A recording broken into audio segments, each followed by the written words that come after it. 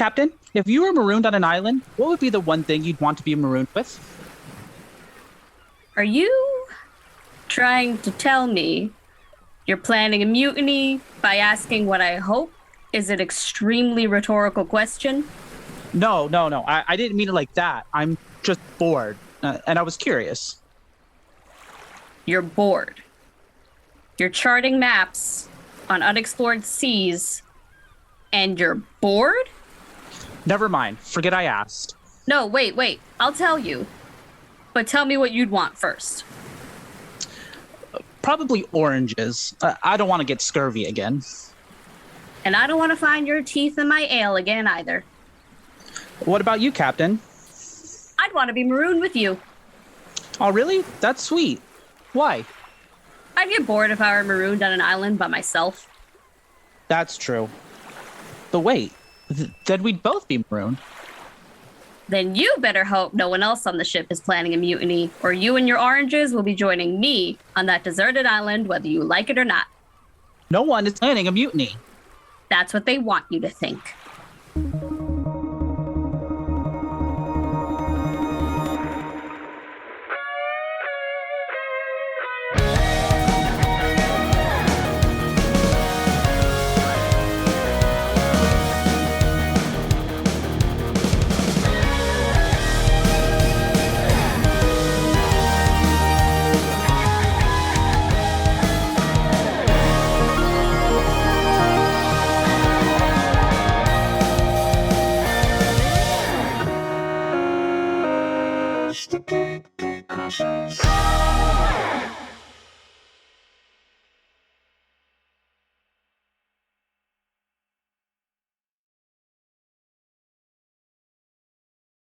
Welcome to Gate Crashers, a podcast dedicated to kicking open the door to your next favorite thing. Our mission, our creed, our code is this: to make all things more approachable and accessible to everyone. We want you to find a universe that you'll fall in love with. I'm Patrick, and I use he, him pronouns. And I'm Amanda, and I use she, her pronouns. Happy Pride, everyone! Woo! For the first time ever, I am joined by Patrick in his podcasting debut. Pat has been writing for gatecrashers.fan for quite some time now. I basically bullied him into it, and now I finally bullied him into a recording session. Woo! Yay! She did bully me. It's true. It did happen. So today we'll be discussing the period rom-com streaming series Our Flag Means Death. Loosely based on the life of Barbadian gentry and gentleman pirate Stede Bonnet, who abandoned his wife and children to sail the seven seas, the show follows his swashbuckling travels aboard his ship, the Revenge. Considered a bumbling oaf of a captain by his dysfunctional and extremely queer crew, it's a wonder how he's even still alive. And all hell breaks loose when he meets the infamous pirate captain Blackbeard. Yes, absolutely. As with all the greatest things in life, creator and showrunner David Jenkins' inspiration to write Our Flag Means Death was born out of a Wikipedia deep dive. As someone who regularly finds themselves about 30 articles deep in a Wikipedia deep dive, I think that is just beautiful. Apparently, from its inception, Jenkins intended to portray multiple queer relationships and pitched it as such, which, of course, is a win for queers everywhere, honestly. And even more exciting is the fact that these queer relationships are the reason the show even got greenlit in the first place. Our Flag Means Death basically took the world by storm when it premiered in March and has been renewed for a second season as of the beginning of this month. Happy Pride. Happy Pride to us all. We love to be pandered to.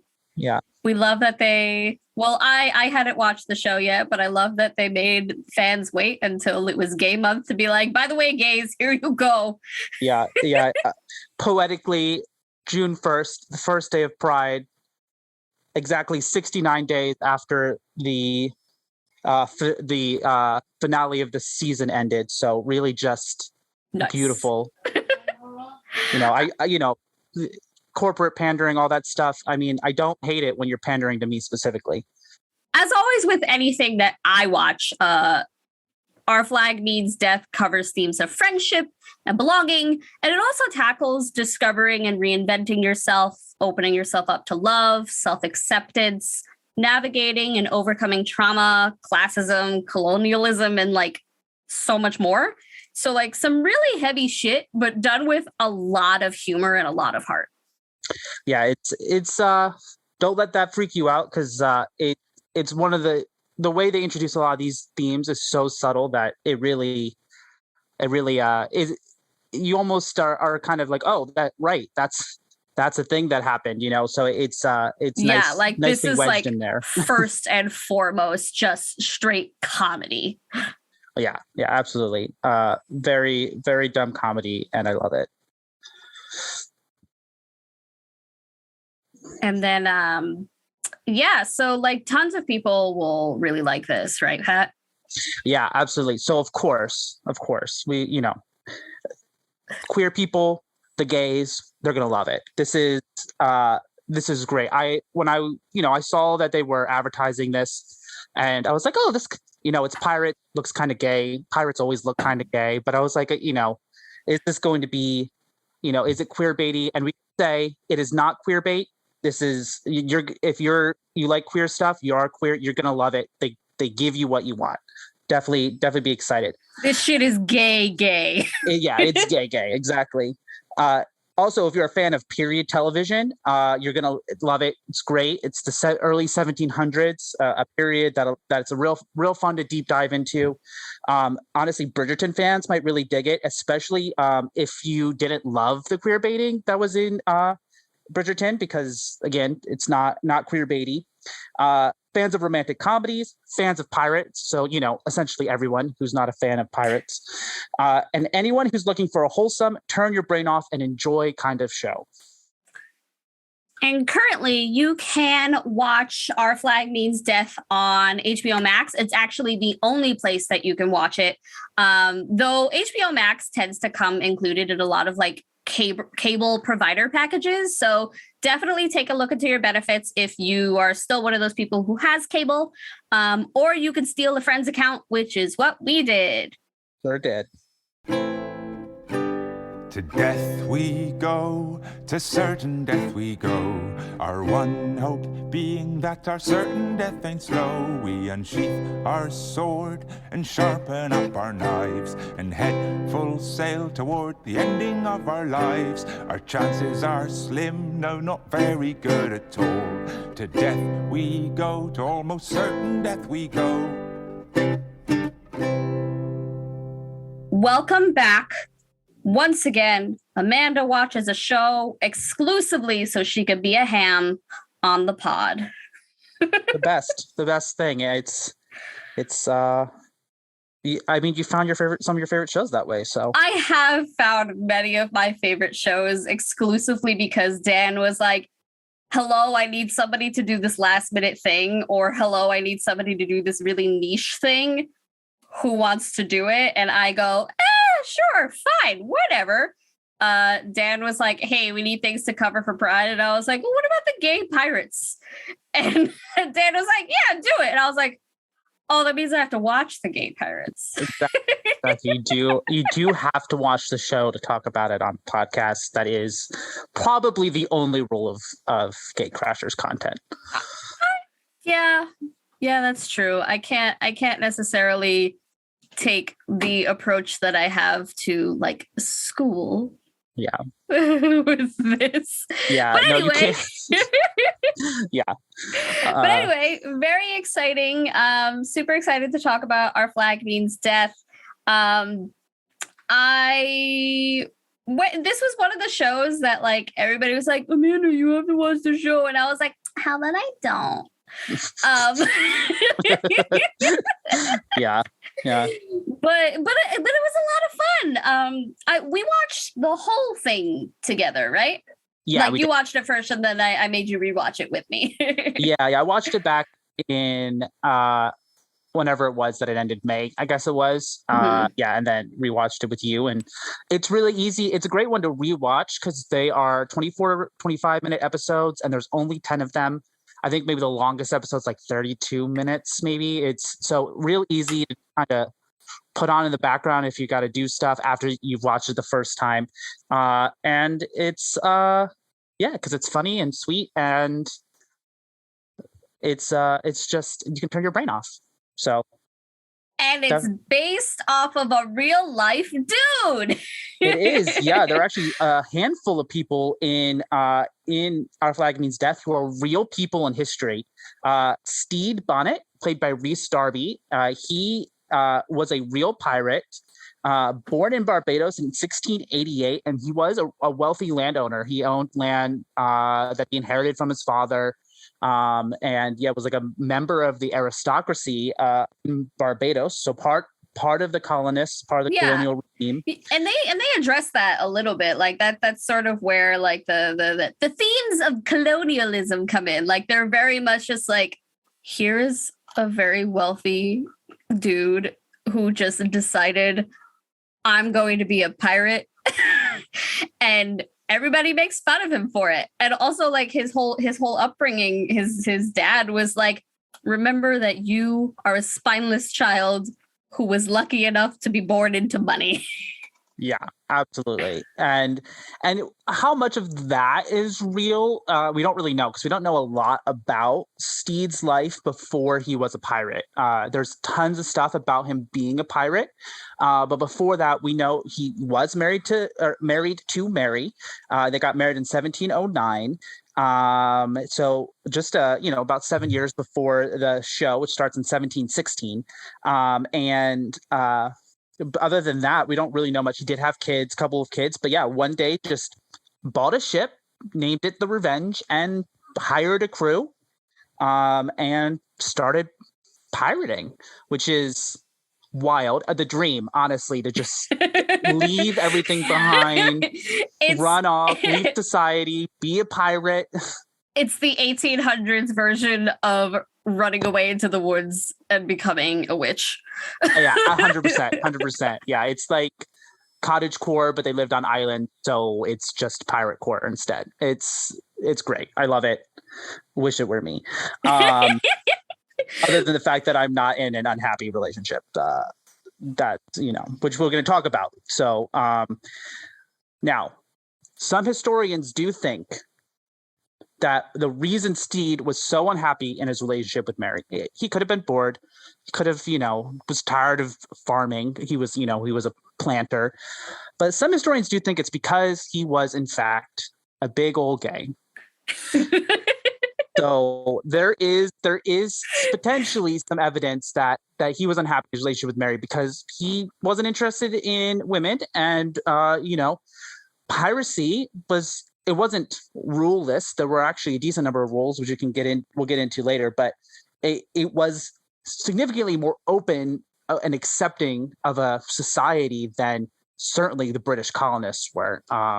They had slaves and all that kind of stuff. And so piracy was a much more free and open way of life. So a lot of evidence that there are a number of pirates who maybe decided to take up pirating in order to live openly queer, which is, it's always cool as a history major, as somebody who studied a lot of history. It's always cool when you find those tidbits and you realize, we were always this gay. It was always around. That it's not some new fad or anything like that. Like there's historical evidence that gay people and queer people have always existed, and we're not going away. If any of you are wondering, I went into this script and I said, Pat, do history stuff. You be smart gay and I'll be chaos gay. And clearly Pat decided to just really lean into the history gay. I was a history major, and I had a history class I took called Atlantic Worlds. We had to do an ocean-based history class. It's not that exciting, but what was cool is we did one of our units was on pirates. So I have this actually a very cool book that I got a lot of this from. That was one of the textbooks I kept from school because I'm a big old nerd. And again, pirates are just gay. That's really the point here. Pirates are always have been gay, and they've always seemed gay. So anyway, and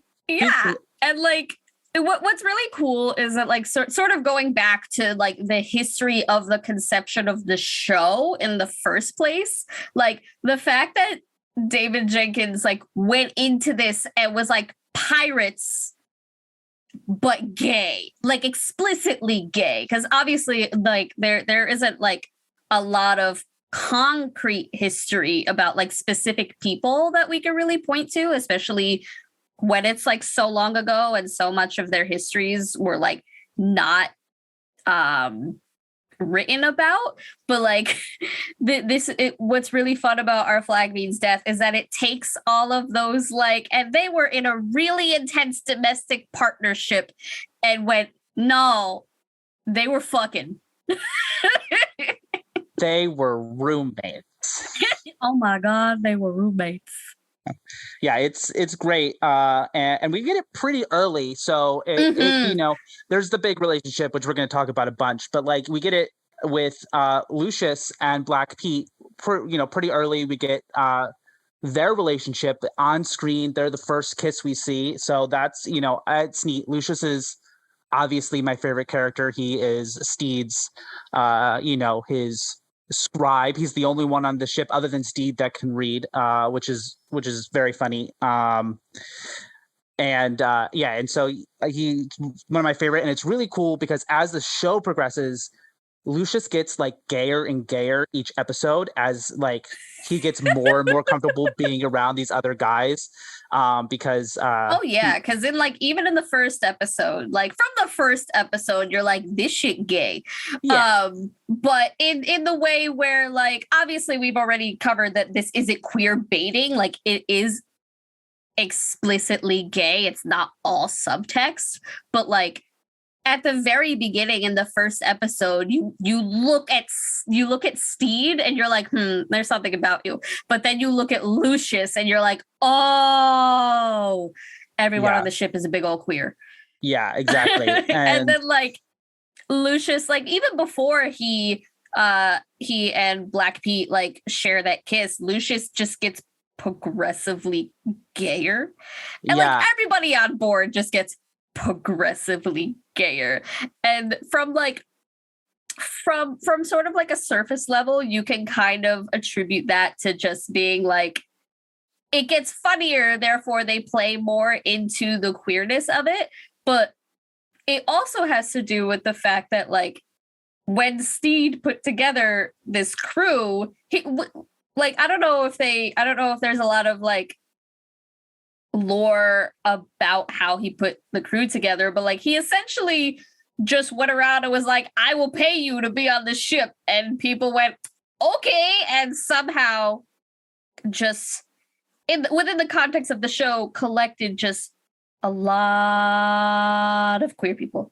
Yeah, absolutely. And it was like the very definition of queer people finding their people. 100%. Yeah. And it's like, and it's so in history, what we know about Stede's crew is that he actually paid them weekly wages. Like he was like, it doesn't matter if we if we capture a ship, we get treasure or booty or anything like that, I'm still going to pay you every week, which was extremely unusual for pirates. Usually what they do is they'll get, they would go capture a ship, get, like a merchant vessel, get all the goods, and they would split. There would be an agreement. Basically, they have a contract between all of them that they would each get a certain percentage of it, and that was going to be their pay. So you had to like succeed and be successful, then you would get it like that, get your money like that. But Stede did pay weekly wages, which was probably appealing to a number of different people who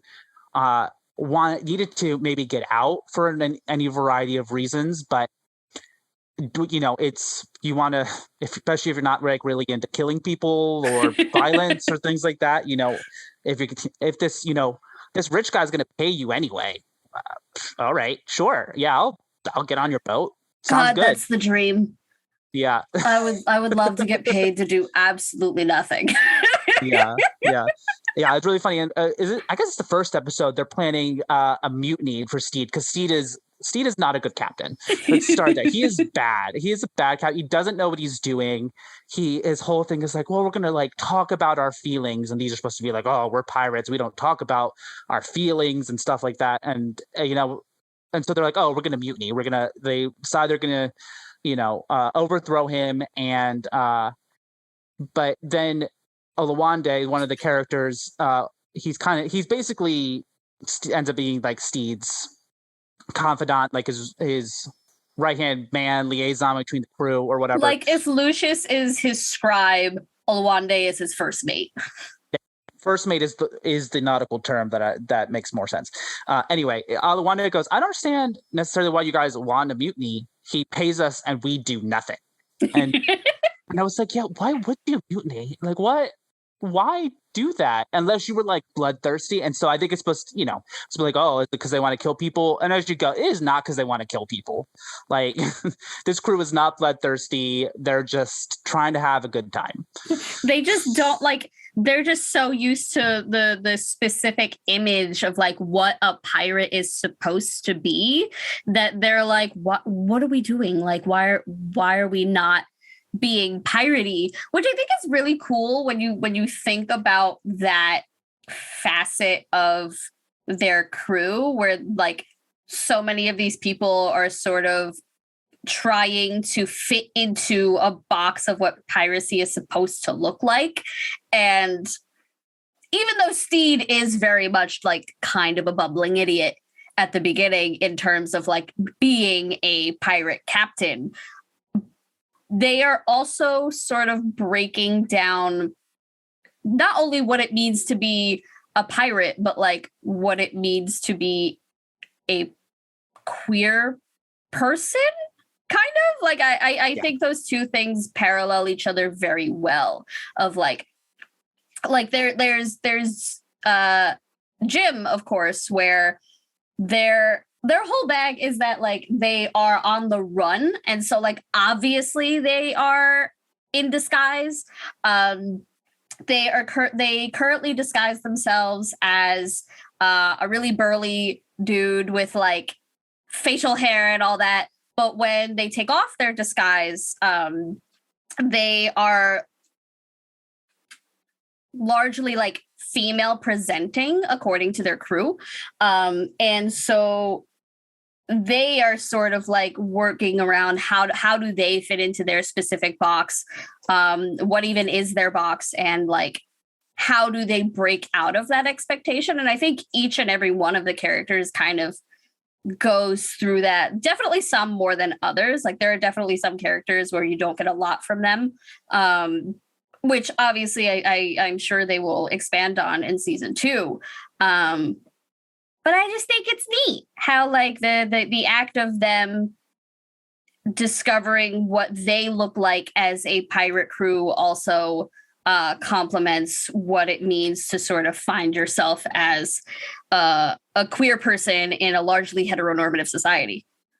Yeah, absolutely. And Jim is, first of all, Jim's a great character.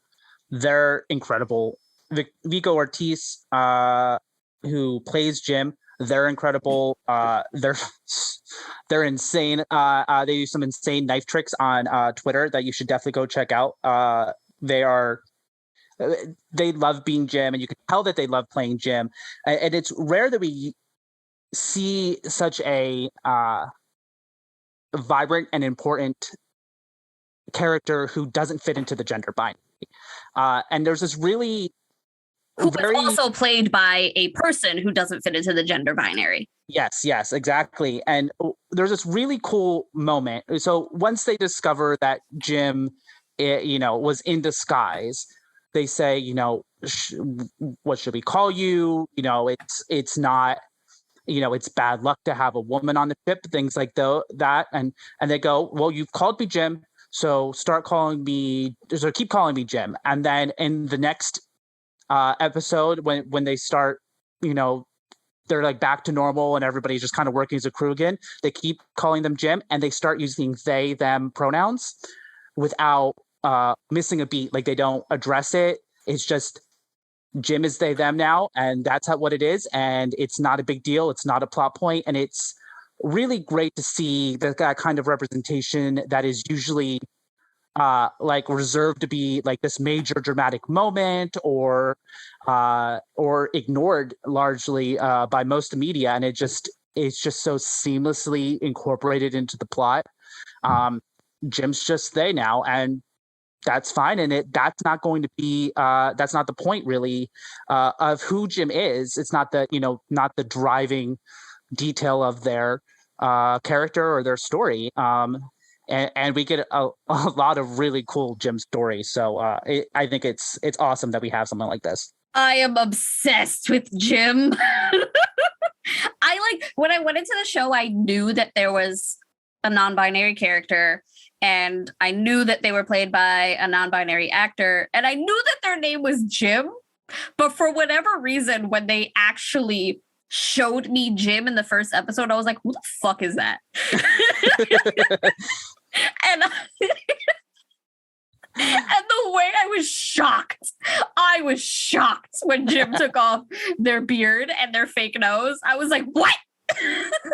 Yeah, and it's so funny because Lucius is the one who discovers Jim bathing in the ocean. They thought they had separated from everyone else so they wouldn't be discovered, and Lucius finds them, and it's just so funny because it's the first of a string of things that happens to Lucius throughout the season, because Lucius has the worst bad luck. Lucius has abysmal luck. This man needs help. As somebody who also has terrible luck, it's just so relatable. And I swear to God, Lucius has terrible luck. You have terrible luck. Lucius is a giant slut. You're a giant slut. The similarities are endless. Endless, yeah. Also got thrown over the side of a ship once. Just kidding. That would be that would change me irrevocably. There is still time. That's not a challenge. And I swear to God, Lucius better be back in season 2 or I will riot. He's gonna come back. I know. But yeah, speaking of Jim, I got more history facts for you. I love history facts. So, queer things in general and piracy. So each ship had a code of conduct that was determined by the crew. And some crews, through that code of conduct, they even elected their captain. And if they decided the captain wasn't doing a good job, they could hold an election to replace the captain with somebody else. So very much direct democracy. Some historians argue it was the first example in at least Western society of a communist kind of organization. Really, really cool stuff. Interestingly, in these code of conducts, only one mentions anything about homosexual acts. They have a ton of things about how you split up the crew, how you treat prisoners, violence, all of these things. Only one of them mentions anything about homosexual conduct. And it appears to be when it says basically don't bring women or men onto the boat and sleep with them there. Do it off the boat. And as in the show, they sleep on the deck. So I get it. Don't want your nasty shit. I don't care if it's from a man. I don't care if it's from a woman. I don't care if it's from some other. Don't do it. Exactly. Yeah. And yeah, I get it. It's your place of work. It's where other people sleep.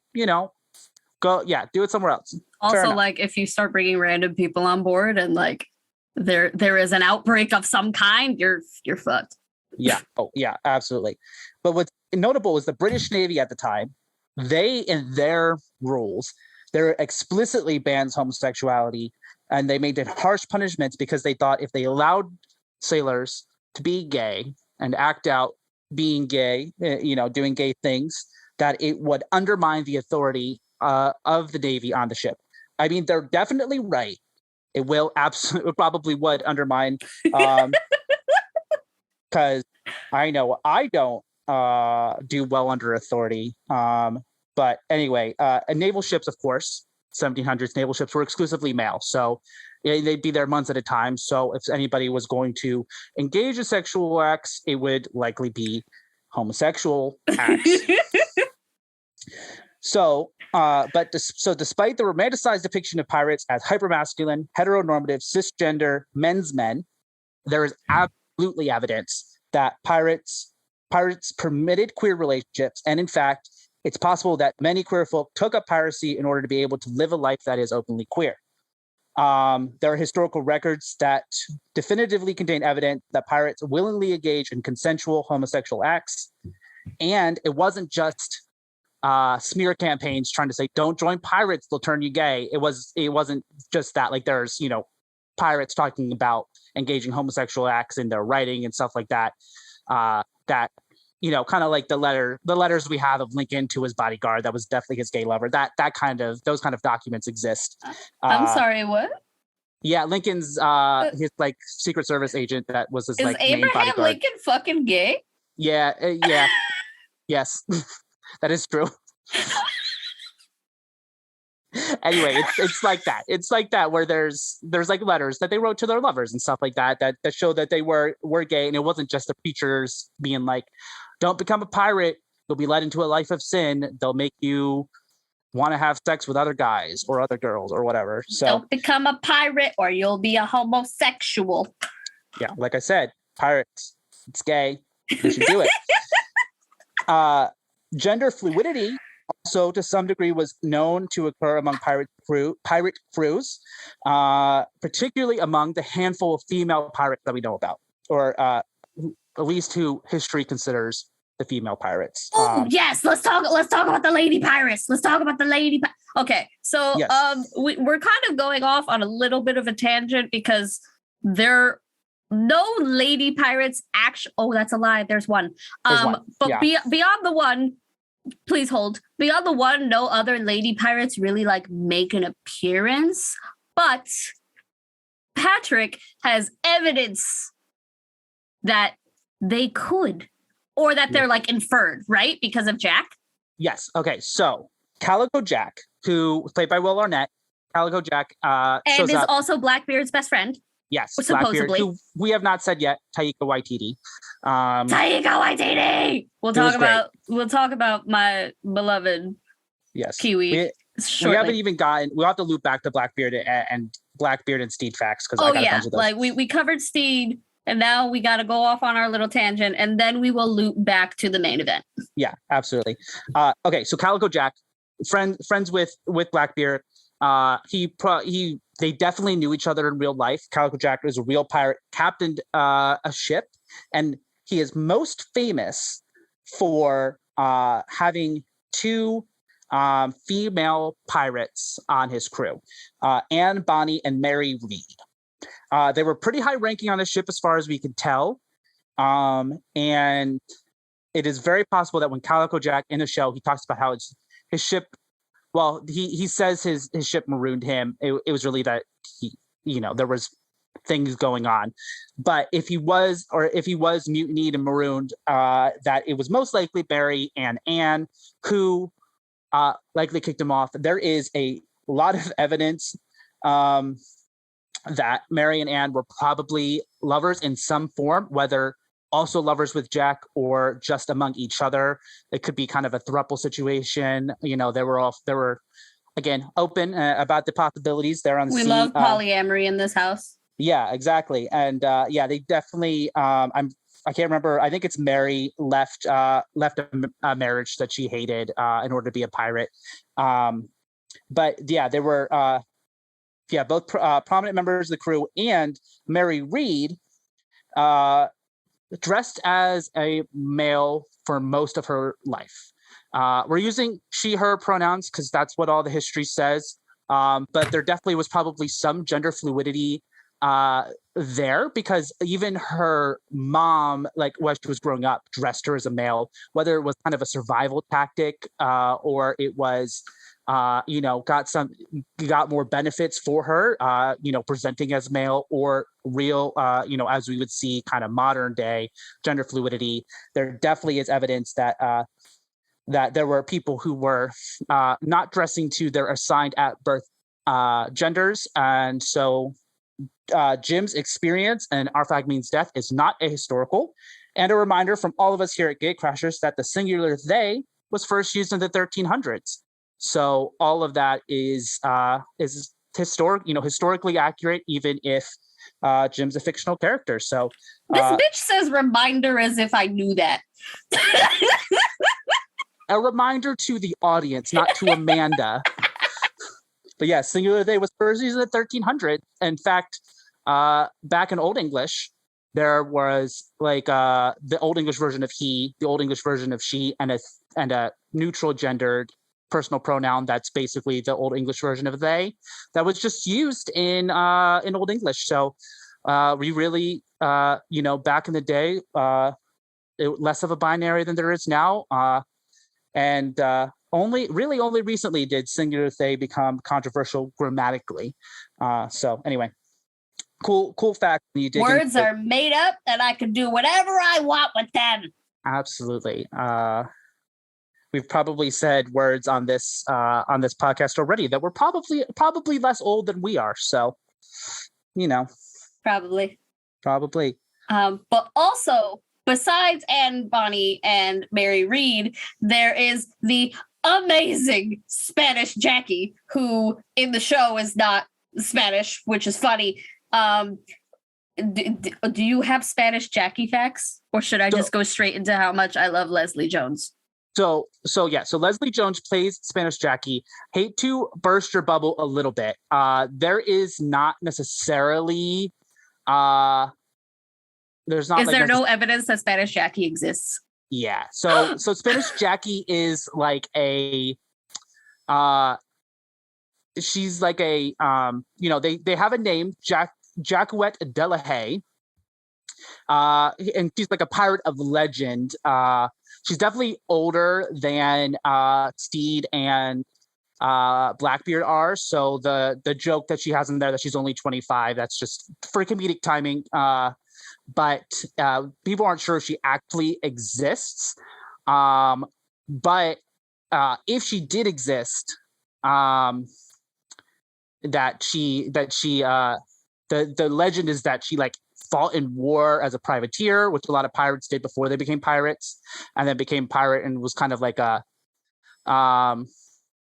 this badass lady pirate who went around and was one of the most fearsome pirates around, and the legend is that she was biracial, so that she was a woman of color. Neat. Spanish Jackie is played by Leslie Jones. I love Leslie Jones. She's amazing. And yeah, Spanish Jackie is just like a really fun character. And like, I recognize that a lot of her character is largely just to sort of facilitate Jim's backstory. But like at the same time, they could have easily just made Spanish Jackie a dude, and they didn't. And I think that's neat. Also, Spanish Jackie has one of the best costumes on the whole show. Oh, she looks so good. With like this red jacket and what are those? What is like breeches? I don't know what old timey pants are called. Pants. And it's got this. It's great. She has 19 husbands, and did she start with 20 husbands? She started with 20 husbands. She started with 20 husbands. Jim killed a husband, and now she has 18 husbands because then she killed another one. Because then she kills Fred Armisen. R.I.P. Fred Armisen. Oh. Yeah. So Spanish Jackie's great. May or may not be real. I personally, I'm always a fan of maybe is real, maybe isn't real. I'm always a fan of let's just pretend they're real. I mean, most of history is made up anyway. So what you learned in history class, folks, probably not. That's America. That's just how it is. Amazing. Wait, I think before we really dive into Stede and Blackbeard, we should talk about Mary. We should talk about Mary. Yeah. So Mary. Stede's wife, whom I immediately was like, "There's something happening there." Yeah. And I don't know if I like it. And Patrick and Justin goes, "Oh no, you'll like it." Yeah, you will love. The general consensus is you will love Mary. The issue is we only see Mary through the lens of Stede. Stede, who leaves his wife for a reason. He is clearly unhappy.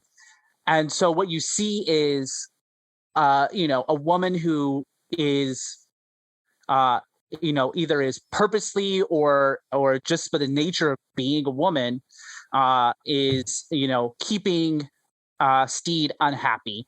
And so It's you so kind of, ambiguous. You think, oh no, Mary is mean. Oh no, Mary won't let him go live his dreams, or like, a lot of that typical sort of rhetoric that is centered around like the wives of men in media, where they're like this nagging human, and like, and especially because the scene where it's like Mary is more or less nagging him to like do things like spend time with his children, who are kind of running around a little wild, and so it's like, will you please spend time with your children? And then he goes and plays with his children, and it's the sweetest scene. He clearly loves his children, and they have this great time playing together. And so you think like, oh, Mary just doesn't get it, or she's purposely being mean. And so it's just like, oh no, I can't it's gonna be like, oh, she's just the woman, of this like gay man who's stuck in this marriage. Realistically, it was silly for me to think that, considering the conceit of the show, but like, you never know. A lot of shows that have a lot of really progressive themes usually have that one thing where you're like, No. And I just assumed that their portrayal of Mary would be that thing. Yeah, and thank God they didn't, because long story short, Stede ends up back home, and we get to see that Mary was also suffering in her marriage to Stede, and she is now thriving. She is thriving. Painting. She has a new boyfriend. She has a new group of friends, of fellow widows, because they just assumed Stede died because he is rather incompetent. And so, she's just, the kids are happy. She's happy.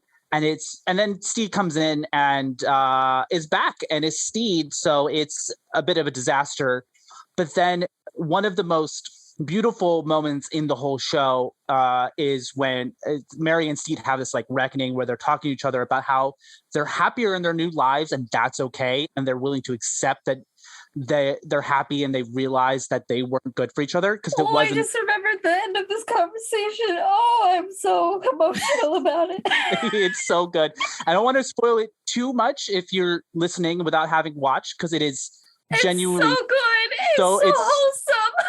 It's really a beautiful moment. It's a moment that a lot of queer people wish they would have been able to have, and so to see something like that on screen is really heart-wrenching and beautiful, and you're going to tear up, and it's really great. But it wasn't just her going, I get it, you're not into women, you like men, you found a guy that makes you happy, and then Mary also found a guy that made her happy, and she's explaining why she knows she's in love with him to Stede, and anyway, it's just great. And then you realize, especially in that moment, that the society that they were in, where their marriage was arranged, they barely even knew each other when they got married. It was oppressing both of them. Yeah, and it's so upsetting. Yeah, and I can't wait. I really hope Patrick's wish for season 2 is that we get more Mary content. Doesn't have to be related to Stede. We just see Mary having a good time, thriving, living her life, and I'm here for it. I love watching female characters be able to just thrive and have a good time. So this is great, and it's also really nice because being about pirates, it is a very male-heavy, mask-heavy show. So to have this female character who gets to have thrive and have a story and have a backstory. What's really great about it, actually, balance. Like what I was thinking is that like before I knew what actually happened to Mary, I feel like I automatically assumed that it was like an Elizabeth Swann situation. Suddenly she's the king of pirates.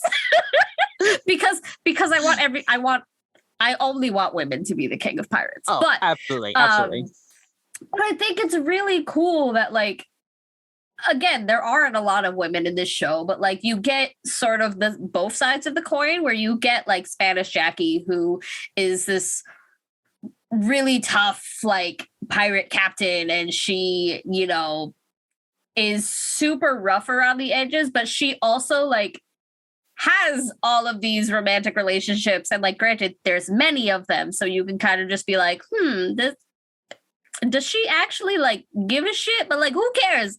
Let her be a slut. It's amazing. But then you get Mary, who actually finds happiness, and she finds something worthwhile within continuing to have a domestic life. Yeah. Like, she pursues her passions. She becomes a painter, but she's very much like happy with her children, and she finds a man to fall in love with, and like they're in love in a way that's super just like gentle, and it's so nice. There's so many moments since the goal. It's just so nice. This is so nice. Yeah. Oh, and then we have Stede and Edward Teach. Yeah. Okay. I'm just gonna like jump all the way to the end first, and okay, like I think it is a crime that I am not filmed 24/7, because the noise and the face I made when okay, Lucius and Black Pete do kiss on screen, but they are not the couple that I'm sitting here like foaming at the mouth about. And so when Stede and Blackbeard actually kissed, I shit you not, the noise I made probably shattered the sound barrier. It's true. We were on FaceTime as we watched it, and it was, I knew it was coming. I knew it was the moment. And I think you were like saying something. I was like, no, stop. You can't stop talking. You got to watch this. And you're like, they're just talking. I was like, no, you have to watch it. And then the sound you made, we can't reproduce it. I think it's only a sound that can happen in moment. It was just like, listen, I'm so used to like queer subjects. I'm used to having like queer background characters and like background queer relationships. Queer villain. And the queer villain, and you know, everything except for the main event being fucking gay. And to sit there and watch the two main characters fucking make out. Yeah, and I say this shit is gay, I mean it. Yeah, it is a very nice kiss. It is, you know, it's very sweet. That they're talking about how they make each other happy, and then they kiss, and it's great because they could so easily been like, they make each other happy because they're really good friends. And like, don't get me wrong, my friends make me very, very happy, but the thing that helps me make me a whole happy person is my relationship. And so it's so nice to be able to see fucking on disgusting screen. Gross. I know. But it is very nice as a gay man to see on screen a relationship like that, especially because, you know, the way that a lot of men in media and the relationships they're in, talking about your feelings as a man is generally frowned upon in our society, things that make you happy. And even in movies and rom-coms, obviously, there's more of that, because rom-coms are usually geared more towards women, generally is the audience that's going to be targeting. But to see it to attractive men, and they're on screen, they're kissing, they're happy because they form this relationship with one another. It's really, I tear up a little bit every time I watch it, tear up a little bit as I think about it, because It's just, even at this point where we've started getting more and more gay stuff in media, it's so nice to have something that is so beautifully crafted. Because I've watched a lot of gay stuff, and not all of it is as subtle or well written as this is. So it's very nice to have such a great show that and handles the relationship in such a great way, and to have it pay off there on screen as we watch it. And then everything falls apart. Yeah. It does. So, but we're let's not going to talk about that. We're going to talk about Blackbeard. Blackbeard. Yes, the infamous Blackbeard.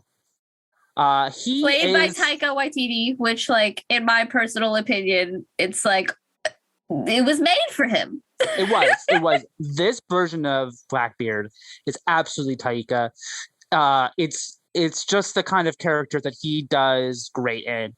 But I've watched a lot of stuff that Taika's been in. He's a great director, great actor, and he usually plays like a fun character. And it's nice to kind of see him play a Blackbeard is certainly fun, but also broken. Blackbeard has trauma out the ass. Yeah, and it's nice seeing the kind of dichotomy of it all, and Taika does an incredible job, and kisses one of his good friends, Rhys Darby. It's great. But the thing that I really like about this specific portrayal of Blackbeard is that, like, first of all, we do get some kind of backstory for him that is like really fraught with trauma. Like, he grew up in financial precarity, like he didn't have a great relationship with his father, and eventually he becomes the infamous Blackbeard, and like everybody thinks he's this like notorious and evil pirate. There is like credence to that within the character of like Blackbeard has the capacity to be a very fearsome pirate, but also like the Blackbeard that we meet is kind of just like bored and tired of like being this like name, essentially, because like even in the show he's like, listen, I don't even have to be on the fucking ship. Like, people see my flag, people hear that Blackbeard is coming, and they immediately surrender. And like, what's the fun in that? That's not fucking fun. And like, so many people go into piracy, like, also because it is a supposedly lawless land. Like, this is where chaos lives, and this is where, you can kind of just be as feral as you want. And Blackbeard has gotten to a point in his like career where he's just like, this isn't fucking fun. Nobody's actually afraid of me. They're just afraid of what they think I'm going to do. And like, I'm fucking bored. And so he hears about Stede, and he's like, what do you mean there's this fancy pants man that just decided to take a ship onto the open ocean and just be a fancy pants pirate, and seeks him out exclusively because he's like, hello, I heard you are a fancy pants, and I also want to be a fancy pants. I think it would be fun. Yeah. Yeah, it's great. What's really interesting is it feels like this is just kind of a fun way to craft the character of Blackbeard. But a lot of this, it's based in history. They really did. I mean, they did the research, and it's really knowing the history facts. It's almost like, oh my God, this. You could see that it could be happening, because Blackbeard, or Edward Teach, sometimes referred to as Edward Thatch. They don't actually know what his last name is. He was born about 1680 in Bristol, England. So he was over in England when he was born. He maybe also came from a wealthy family, likely knew how to read and write. Where they really said fuck the history with that part. With that, yeah, because he grows up poor in the show. And I think it's nice for the dichotomy between Ed and Stede, but he likely got out of England by serving as a sailor in the War of Spanish Succession, and that ended up having it was fought in England and Spain and France and all that area, but also in the Caribbean, because that's where all the colonies were. And so he likely was a sailor in the Navy in the Caribbean theater of the War of Spanish Succession. But interestingly, Blackbeard was known for avoiding violence when possible. And because, he's this big, fearsome pirate, because he would use like his fearsome image to like freak people out. And a lot of times they would just surrender. And then he would rob them, take their goods because they were so scared of him. And so he was known for not really being that violent of a person, which is really interesting because in the show, he's bored of killing, he's bored of not of killing people, bored of kind of everything going on. But he also says at one point that he said the only person he ever killed was his father, who was abusive. And it was the only person he ever killed. He had other people do the killing for him. And I think it's really interesting that that seemed to actually have been the case, that he didn't really kill a lot of people himself.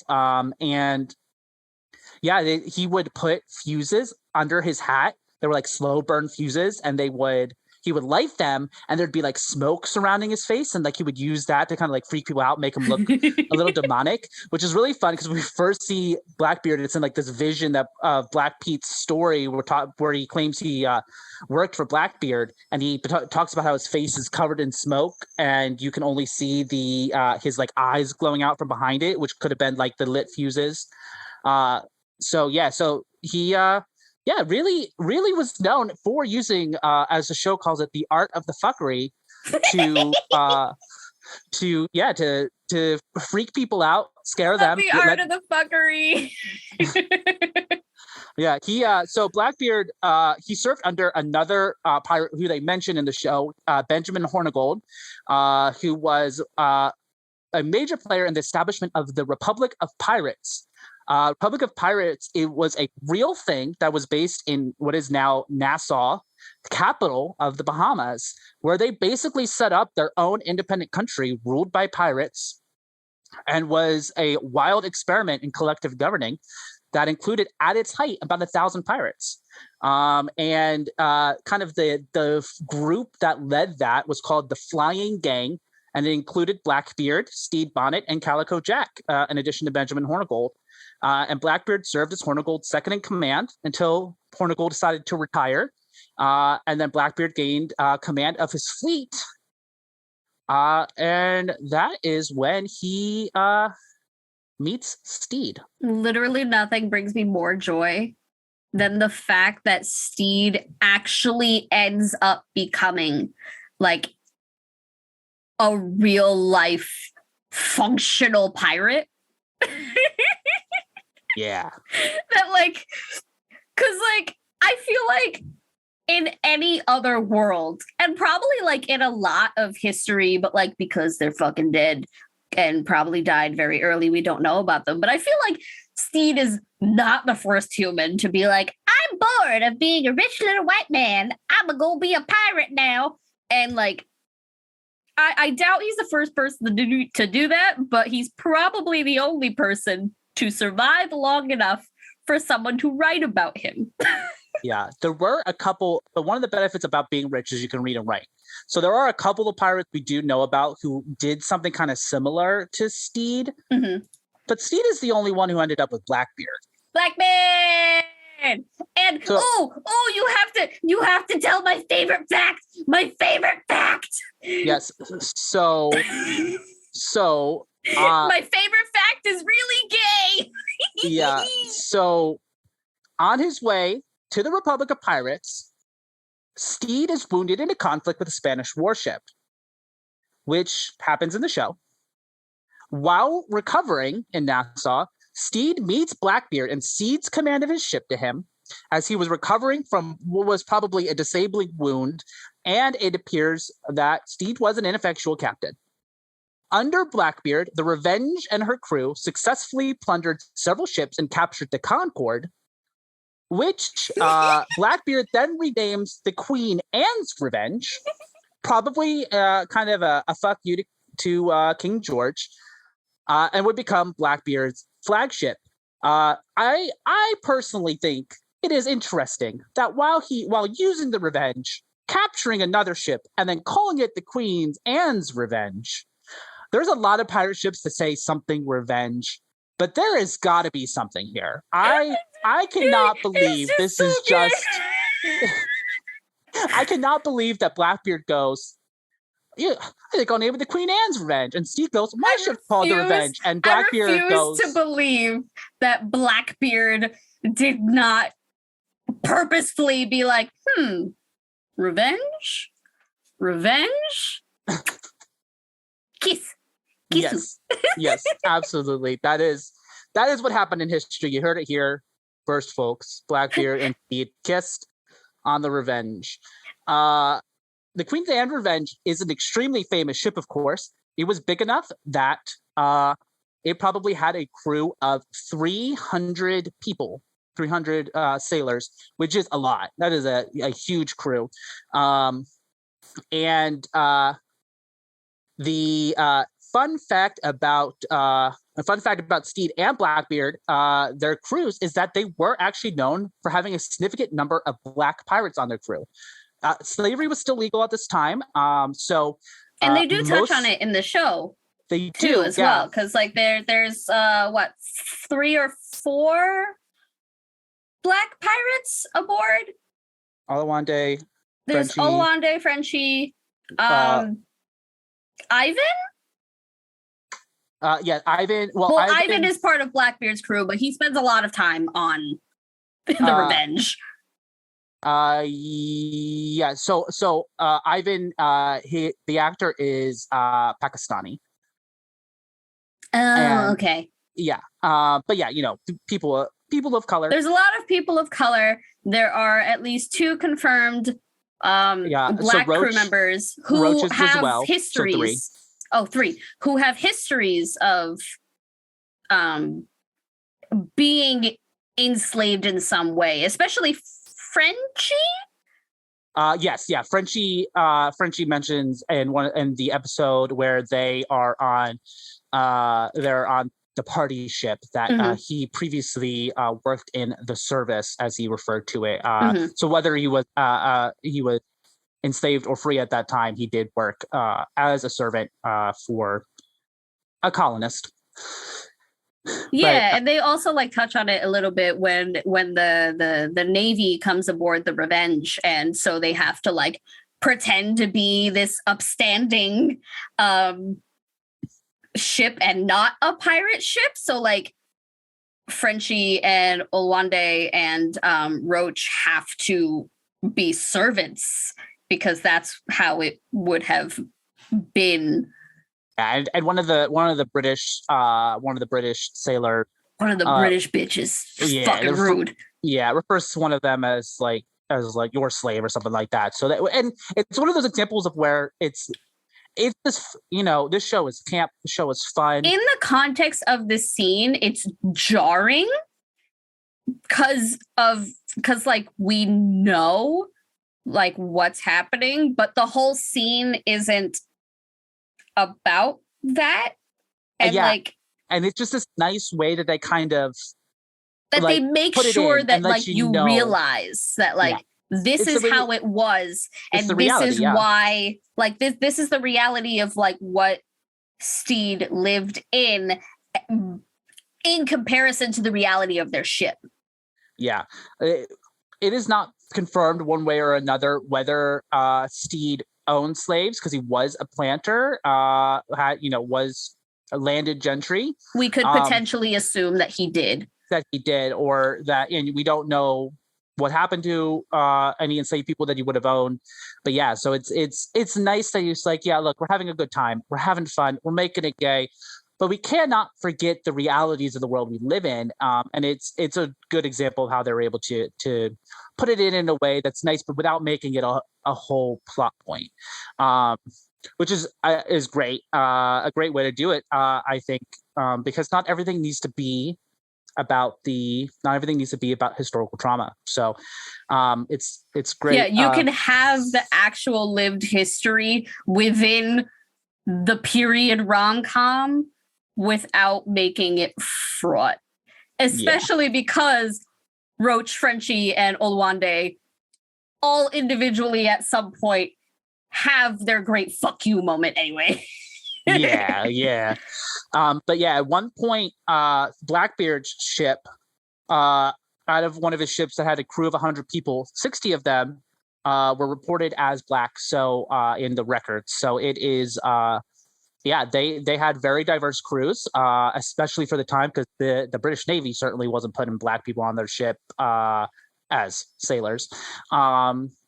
So it's another fun fact about why I think pirates were right.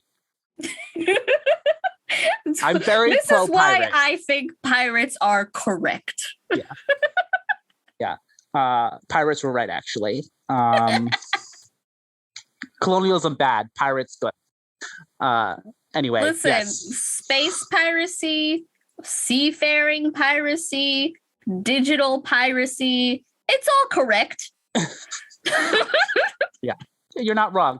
And space piracy, but with a nautical theme, i.e. classic movie Treasure Planet, especially good.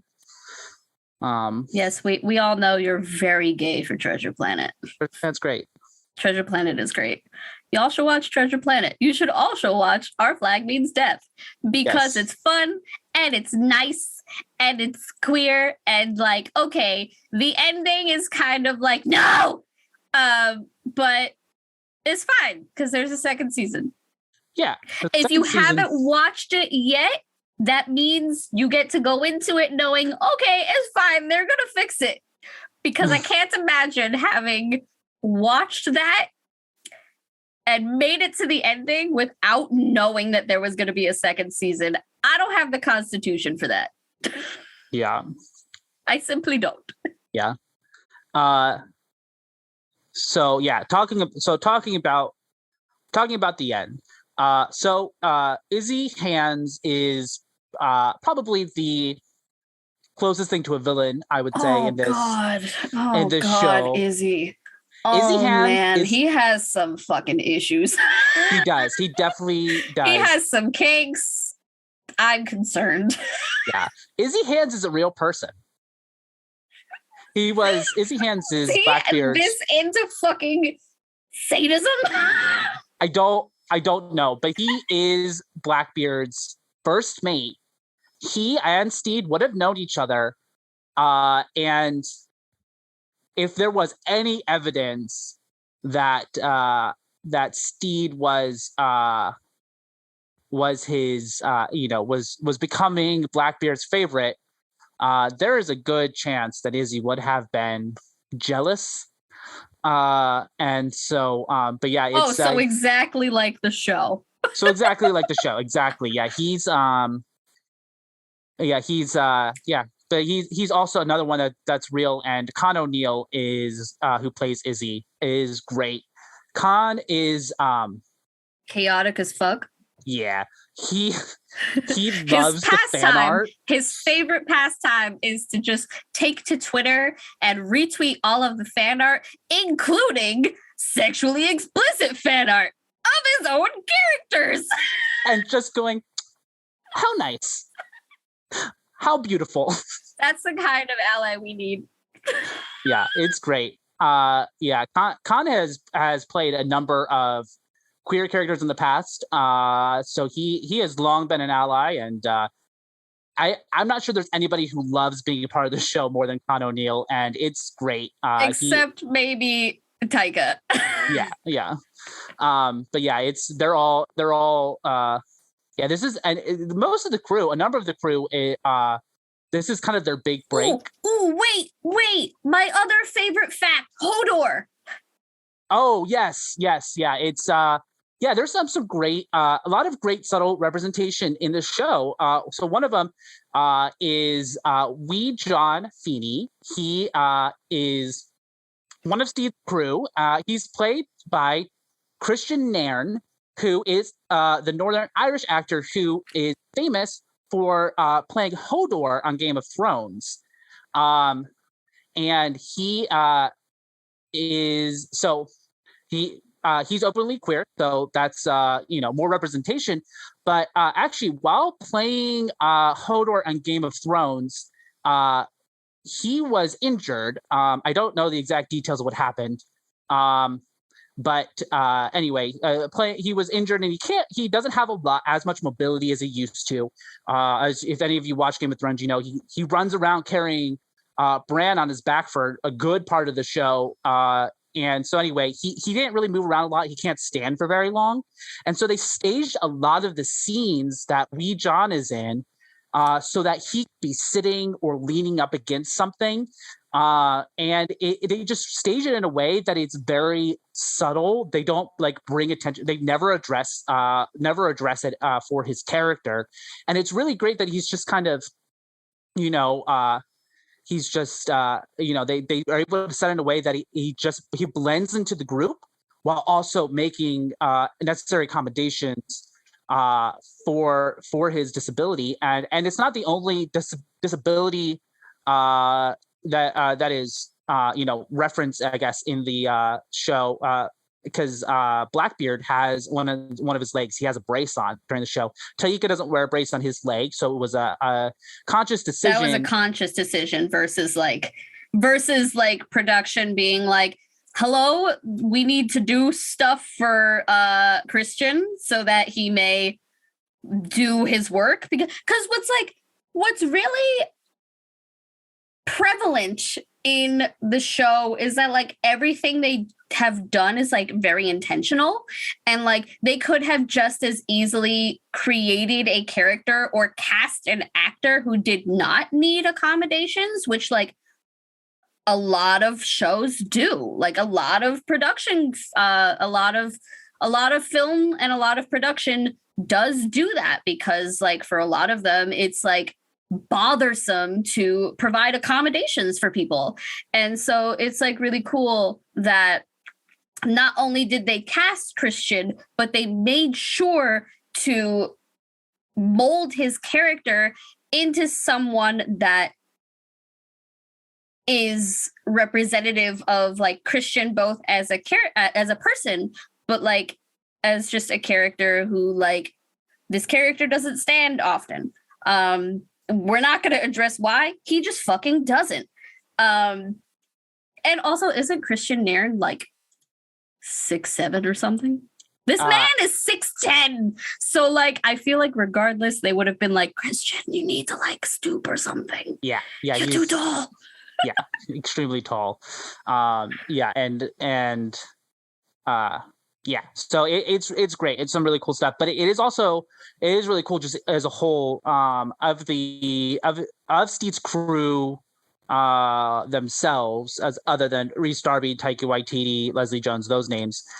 Most of the crew is this was their big break, and we talked about Wikipedia already. As somebody who loves going on Wikipedia.